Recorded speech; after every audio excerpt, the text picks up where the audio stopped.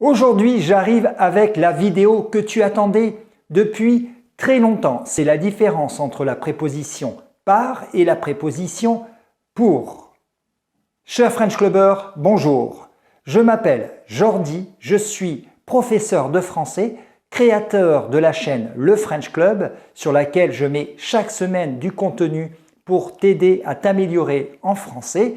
Et aujourd'hui, je vais donc t'expliquer la différence entre ces deux prépositions, par et pour. Je vais te donner plein d'exemples pour que tu comprennes et je vais même te proposer un exercice à réaliser à la fin pour vérifier si tu as bien compris. Donc, comme je suis très sympa, tu me mets un petit j'aime à cette vidéo, tu penses à t'abonner à la chaîne si ce n'est pas déjà fait et je t'explique tout ça après le générique.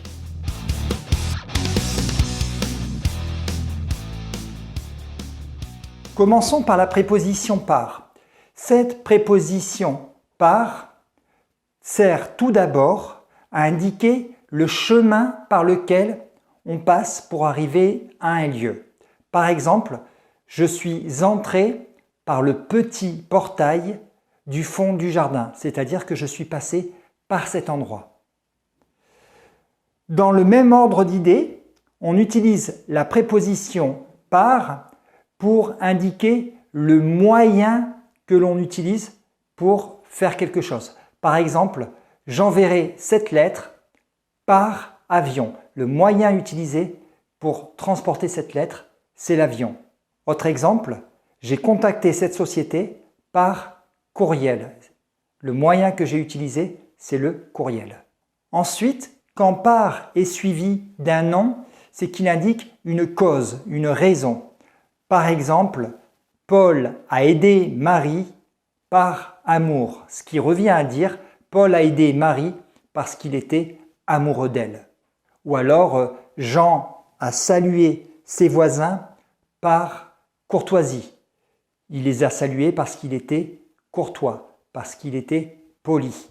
Alors tu remarques que quand j'utilise la préposition par pour indiquer une cause, on ne met pas d'article devant le nom. Donc tu ne diras pas par la courtoisie, par la gentillesse, par l'amour, mais tu diras par courtoisie, par gentillesse, par amour. Un dernier exemple pour illustrer une cause, Gabi apprend le français par plaisir.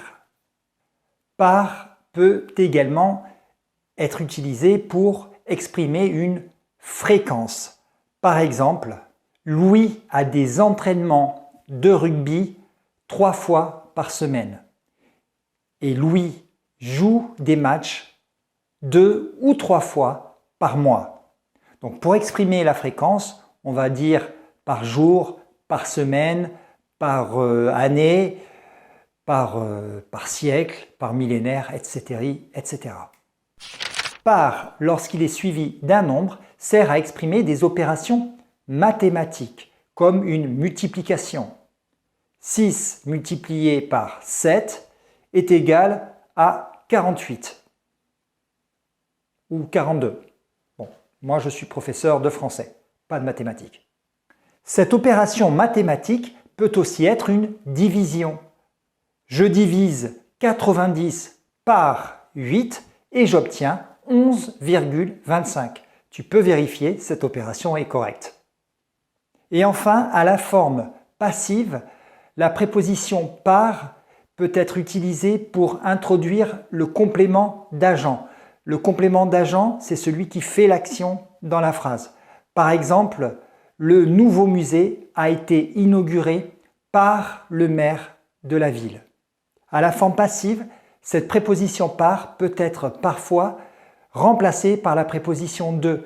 Le nouveau maire était accompagné par sa femme ou de sa femme. Si tu veux plus de précision sur la forme passive, je te recommande cette vidéo. Ah, une dernière chose avant de passer à la préposition pour.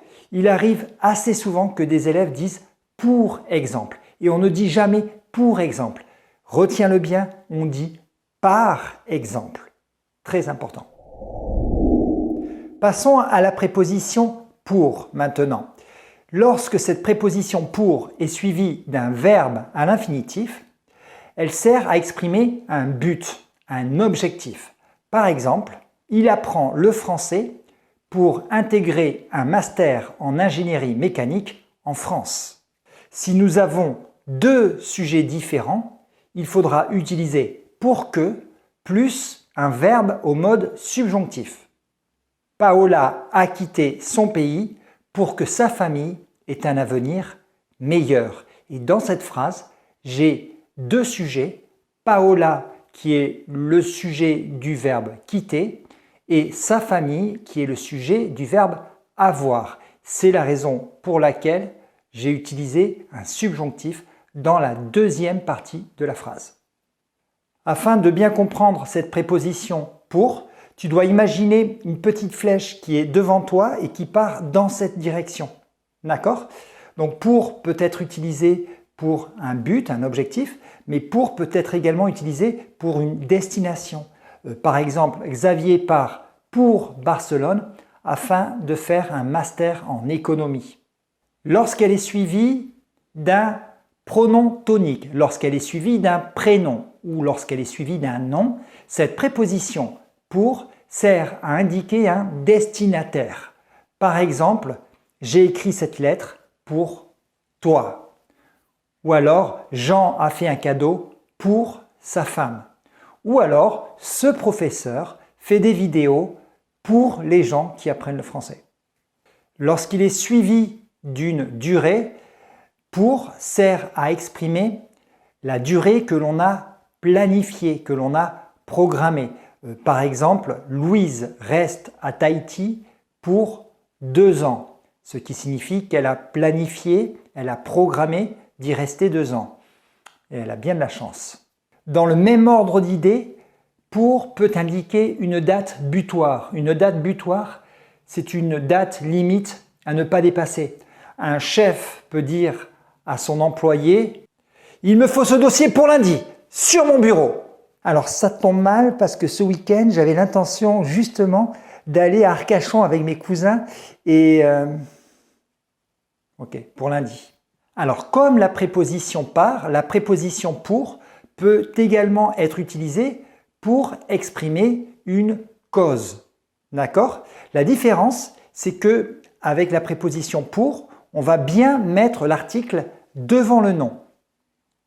Tu te souviens tout à l'heure, j'ai pris l'exemple Gabi apprend le français par plaisir. Je peux dire Gabi apprend le français par plaisir ou alors je peux dire Gabi apprend le français pour le plaisir. C'est exactement la même chose.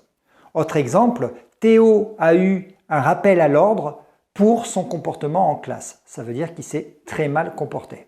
Pour peut également indiquer une cause quand celui-ci est suivi d'un infinitif passé. Par exemple, Maxime a dû payer une amende pour avoir roulé trop vite. Avoir roulé, c'est bien un infinitif passé. Et enfin, en mathématiques, pour sert à exprimer un pourcentage. D'accord? Par exemple, 25% des abonnés de cette chaîne YouTube habitent en France. Voilà, cette leçon sur les prépositions par et pour est maintenant terminée. Si tu l'as regardé jusqu'au bout, eh bien, je te félicite. Ça veut dire que tu es courageux, ça veut dire que tu veux progresser en français, ça veut surtout dire que tu vas progresser en français. Moi, pour te récompenser, eh bien, je te l'ai dit en début de vidéo, j'ai mis dans la description de la vidéo un petit exercice pour toi que je t'invite à faire pour vérifier tout simplement si tu as bien compris. Si tu as des questions, tu peux me poser ces questions dans les commentaires de la vidéo. Je te répondrai très sûrement. C'est bien simple, je pense que je réponds à tout le monde ou presque à tout le monde. Je passe beaucoup de temps chaque jour pour répondre à toutes les questions. Moi, je te dis à la semaine prochaine, même chaîne, même jour, même heure.